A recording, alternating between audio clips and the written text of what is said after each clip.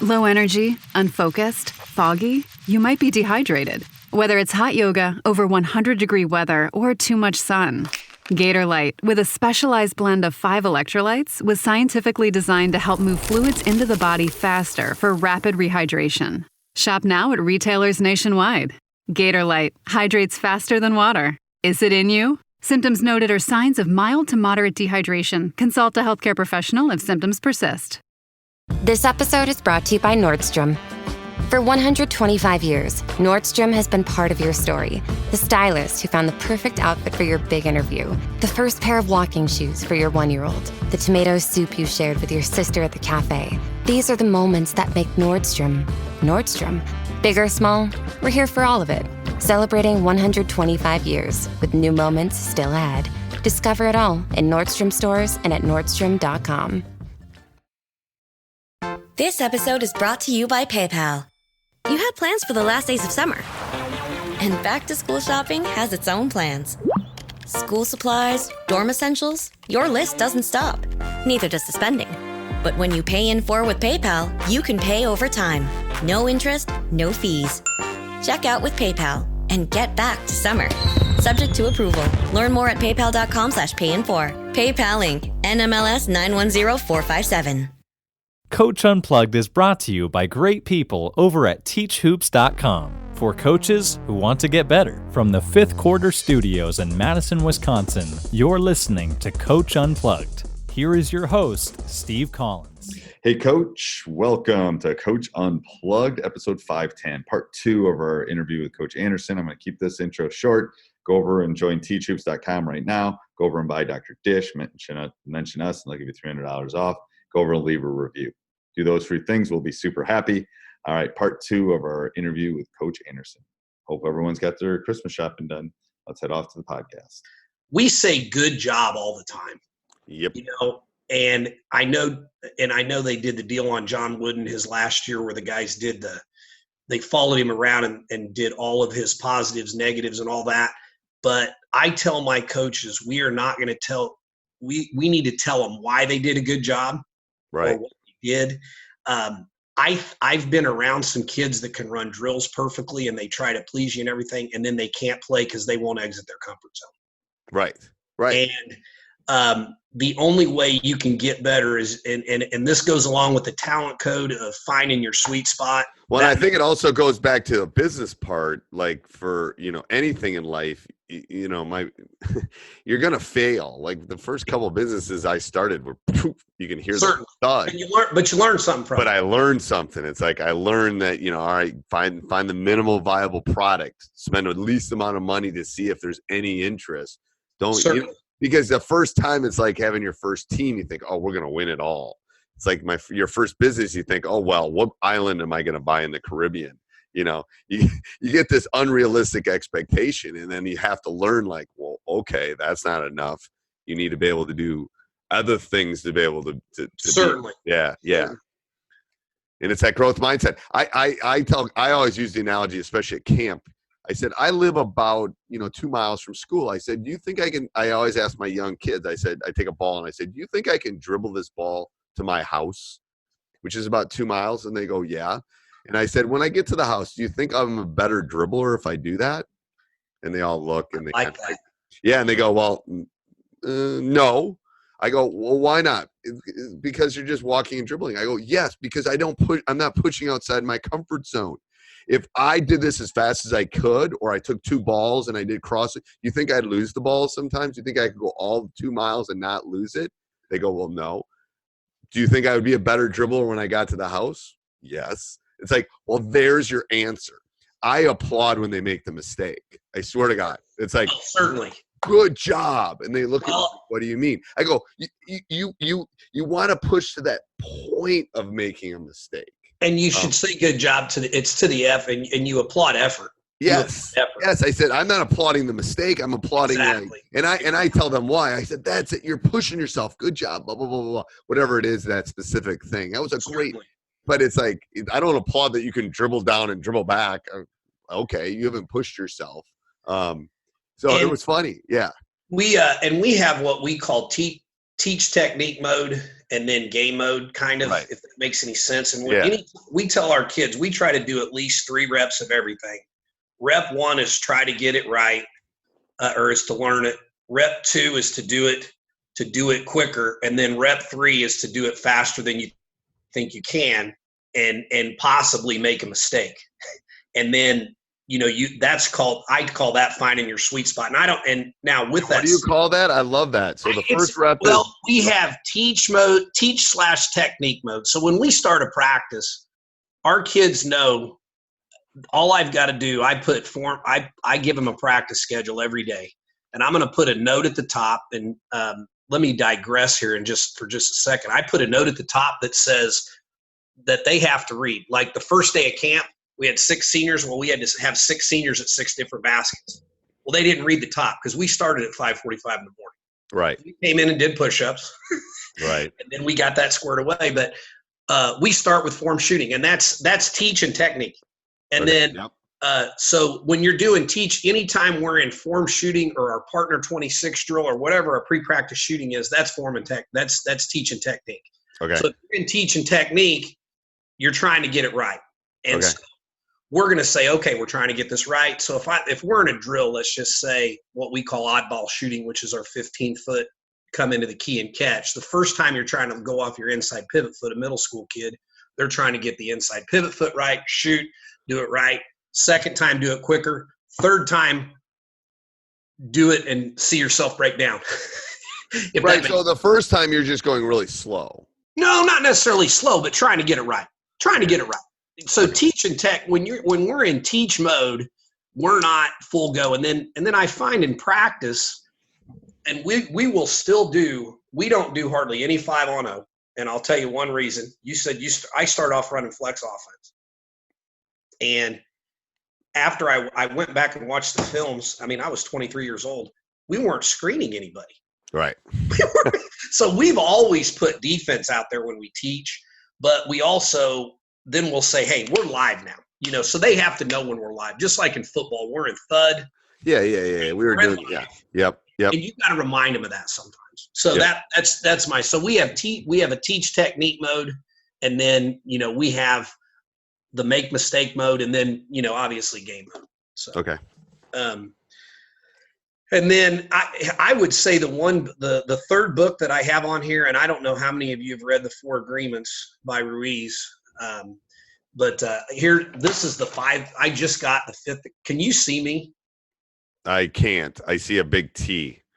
Oh, okay. You just see a big T. Okay. Yeah. Well, anyway, I have the 5th agreement, but the 4th agreement is matter of fact, I was reading it before Tom Brady was, and basically it helps you as an individual.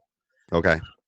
Basically, one of the quotes in there is, like the 4 agreements are: be impeccable with your word, don't take anything personally. And that hit me very, very, really helped me the most. My first year of being a varsity coach, the second time around, I had 2 of the worst emails. I had one of the worst meetings and one of the worst emails I've ever gotten in the history of coaching.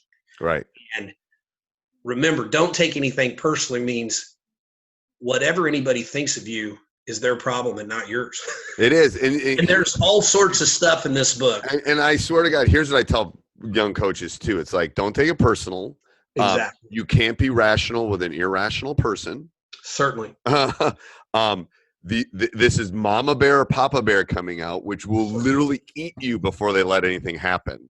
So they're not being rational at that point. So let them vent, let them tell them their side of the story.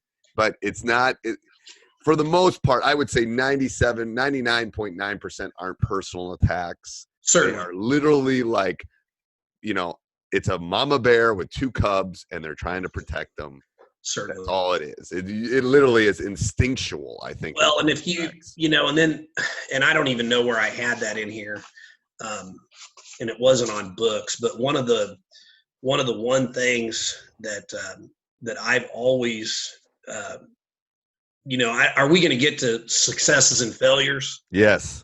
Okay. Yes. Well, I'll talk about that when I get there. Okay. All right. So that was your third book. Okay. So, your favorite drill, favorite practice drill. Well, if I were going to do one, we used to have tryouts at the freshman level. We had tryouts. We'd have 25 kids come. We're going to keep 12.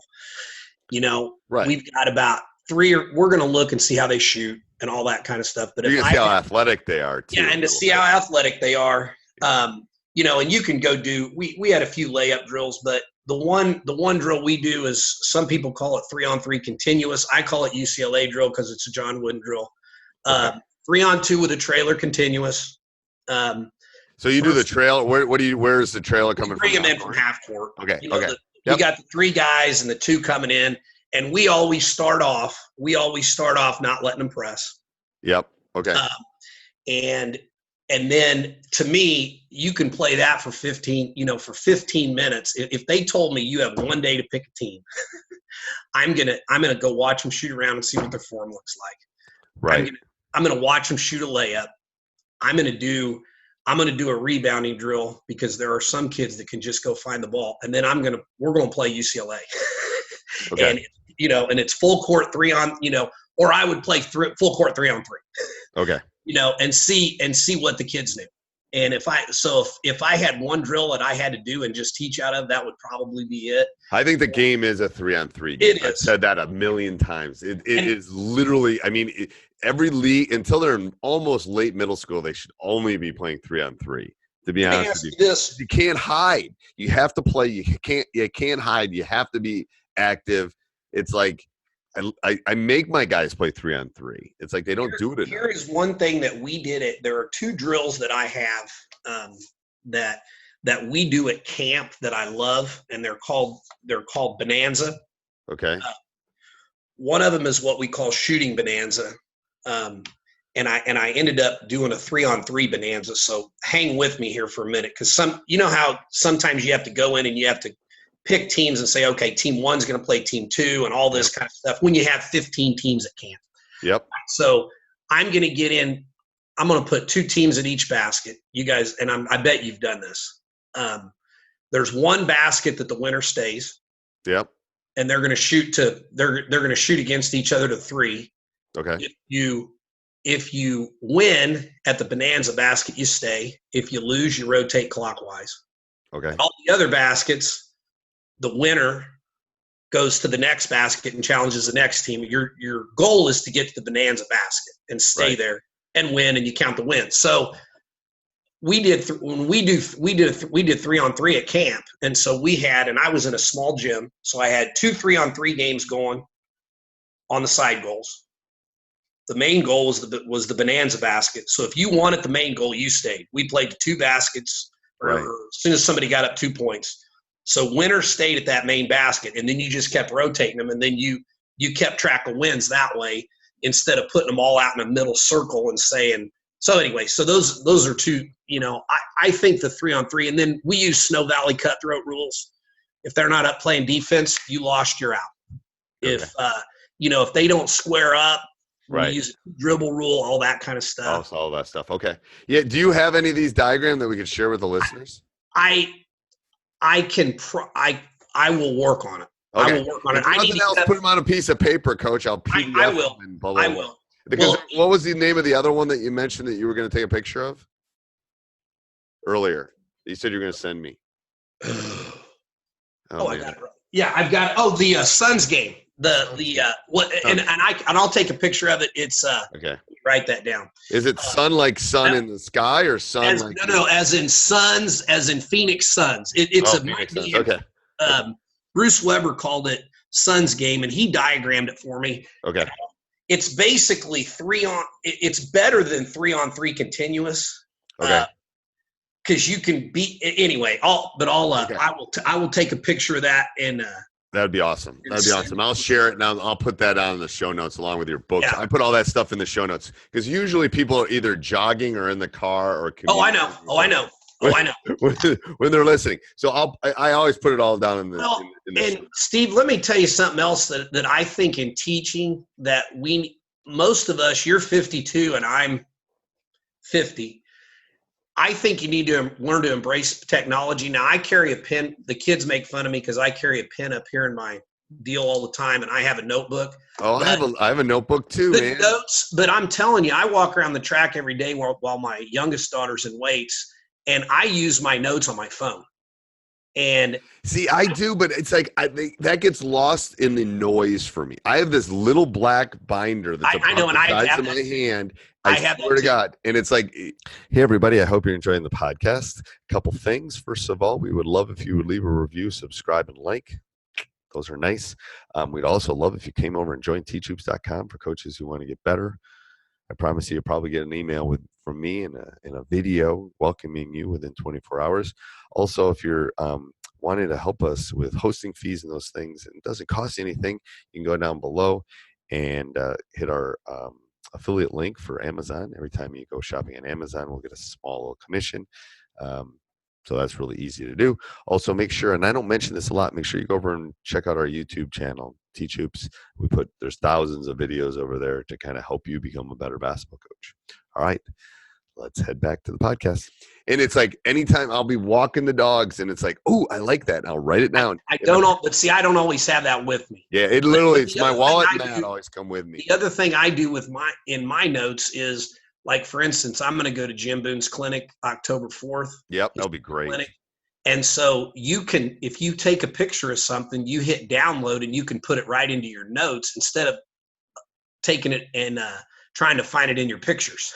So where's Jim Boone's? Where? He's in Arkansas? He is in Arkansas now. He was at Delta State. And that just moved his clinic 4 hours closer to me. I've sat down and visited with him. And you're where? I'm in Kansas, right by Wichita. Okay. Yep. Okay. We have school. Long story. We got. Yeah, I'm not speaking anything super close. I'm outside Atlanta in September, but that's not. Well, and I saw that, and I am going to try. We're not going to make it this year, but Are you speaking on the 720 Sports Group?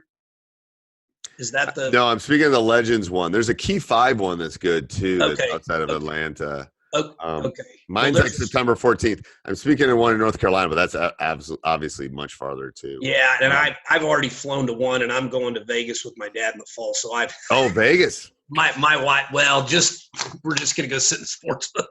Well, that's good. There's nothing wrong. But I tell people that I teach stats, so I say, craps is the second best game ever invented. And they look at me like, well, Mr. Collins, what's the first? And then I just look at them, and then they go, oh, basketball. I go, yep. There you go. You figured it out. Want to learn? I'm not very good with stats or numbers, but I can tell you everything that you can do on a craps table on the right side. Oh yeah. Oh, it's a great thing. All right. So tell me about successes and failures. I always like talking. Okay. Well, it's funny you ask that.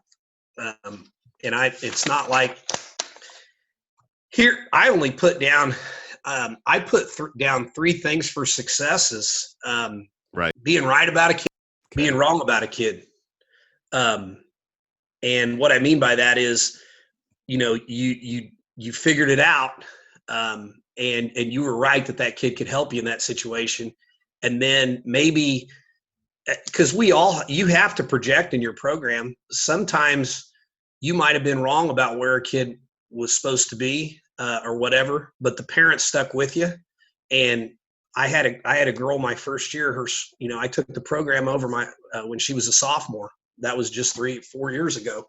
And she was only a sophomore, and I know she was frustrated because there were a lot of kids getting moved up in front of her.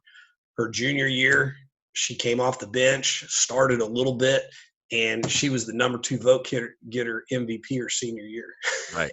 Right. We got second in the state, and she almost single-handedly brought us back to win it.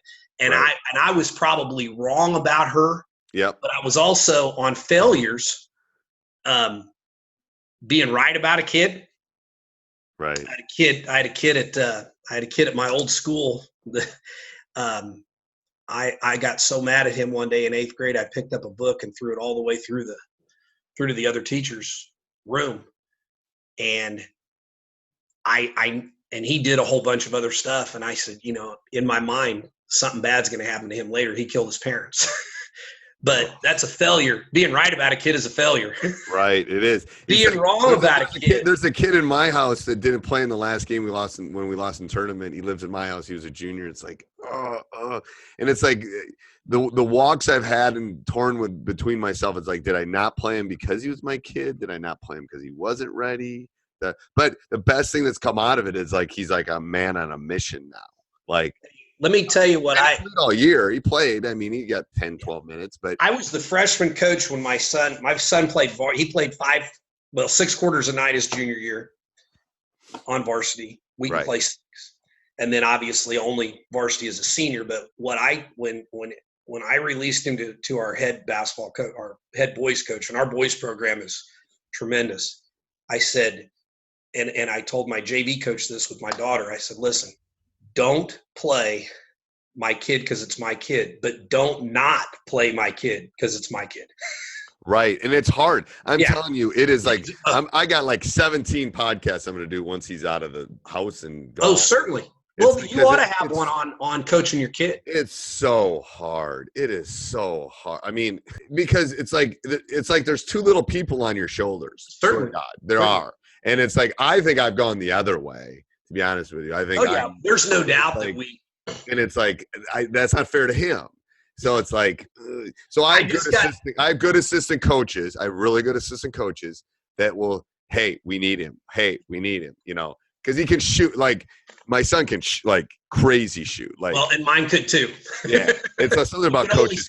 He can only spot up though. Yeah, but like Drew can spot up. Drew, and he's taken his game to the next level over the last 6 months. But it's legit like the new NCAA 22, 23. Awesome. Awesome. Yeah. And it's like, whoa. But it's amazing because the assistants will go, we need Drew. We need Drew. It's like, I'm going, it's like, because I'm looking at the defensive. It's like, oh my God, it's so hard. It's so hard. But it's also been one of the joys in my life, to be honest with you. Oh, well, and what I would say, if you do that coaching your kid podcast, and you always look back on what you could have done. My son was a great spot up shooter. I mean, I would put him against anybody shooting. Right. We do the 5 spot, we do the shot, fake, 1 dribble. He could hit everything. Yep. Now, had I read growth mindset and talent code prior to him getting up to high school, both golf and basketball, he needed to exit his comfort zone. He wouldn't shoot with somebody in his face. Yep. And he needed to take that next step. And I thought I probably should have had him doing the hop step a little earlier. The thing is, that's where I've gotten with Drew now. It's like, I'm a 1-2 guy, but the same thing in golf. You got to be both. He was, I think every situation calls for it, but he was a really good golfer too. And he was doing really, really well, but we needed to move him farther back. He never made it in college because he couldn't take that next step. Right. We should have. There's all sorts of walls you got to break through. Right. But that's with any kid. That's any kid. That doesn't matter if it's a coach's kid. All right. Any parting words, Coach? Let's talk about your blog and stuff. Well, I don't have a blog now. I put stuff on Twitter all the time. I'm at Pick and Roll Basketball. Okay. And then I'm on Facebook as well. Okay. They can send me an email. I have all sorts of stuff that I'll send. I think I sent you our playbook. You did. I'm going to put that. I'm going to share that with everybody. That's fine. I can carry. And I hope all the coaches in our area read it and spend all their time worrying about me instead of everyone else. Because that's one of the things that I don't know. I'd say what I would want to close with is, make sure that the key is owning your classroom and your gym, because I thought this was going to be more about like teaching in the classroom. Right. Own your classroom and worry more about your team than everybody else. Know thyself, everything from Sun Tzu and all that kind of stuff. And I would say my last thing, and one of my favorite Chuck Daly coach quotes is, land the plane. Your job as the pilot is to land the plane without anybody getting killed. And that's what I tell our kids. I said, listen, guys, I said, I'm the pilot. There's going to be some rocky roads, but we're going to get this plane landed right. And I think my whole goal, and I heard this before I heard this guy say it on a USA Coaches Clinic deal, is I want our kids to be crying because it's over. Not because they lost their last game. I want them to be crying because I love their career's over. I mean, and hopefully they got something out of it. But you never know. You have no idea. Nope. what influence you've had on them until 20 years down the road anyway. Yes. And hopefully you've had some. Right. And hopefully it's a positive one. Yes. That's what I tell. I'm going to. You don't want to be a kid's last coach is always my thing. You never want to be a kid's last coach if you can. And it's hard when you're a high school coach. Sometimes you just are going to be. But certainly, especially in the youth, I always tell my youth coaches, you do not want to be this kid's last basketball coach because that means they didn't have an experience that they wanted to come back. Ooh, I like that. Never be a kid's last basketball coach. There's a point where it's like only so many kids can play collegiate, but in the youth, all the studies, everything comes back about, are they having fun? Do they enjoy it? Blah, blah, blah. It's like no one's going to remember their 5th grade tournament in June ever. Right. I know. Hey, one other book that really did change me a little bit, and I didn't think of it. Bruce Brown is one of the best writers of how to coach and how to treat kids. Bruce Brown, you said? His name is Bruce Brown, and I have several of his books, and he's big on positive conditioning. Do you have one name so I can look him up? I'll put him in the show notes. Bruce Brown is his name. But do you know a name of one of the books? Yeah, let me get one. There's probably more than one Bruce Brown on Amazon, probably. I don't know. It's kind of like Steve Collins. There's lots of Steve Collinses. He's going to look right now, is my guess. I will put all of this down in the show notes. All the stuff he's been talking. I will. It's positive. He's in positive coaching alignment, and it's like coach. You send that to me when you send the drills. I will, and I'll take a couple pictures of the book. But the one thing that he changed me on is he talks about positive conditioning, and we are big on you get to condition, and conditioning is a privilege.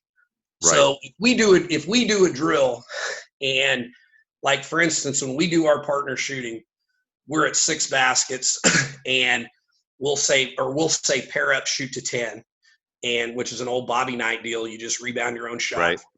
So the first group in, they get to do 1 push-up. The second group in gets to do 2, et cetera, et cetera. So we never have winners and losers. Right.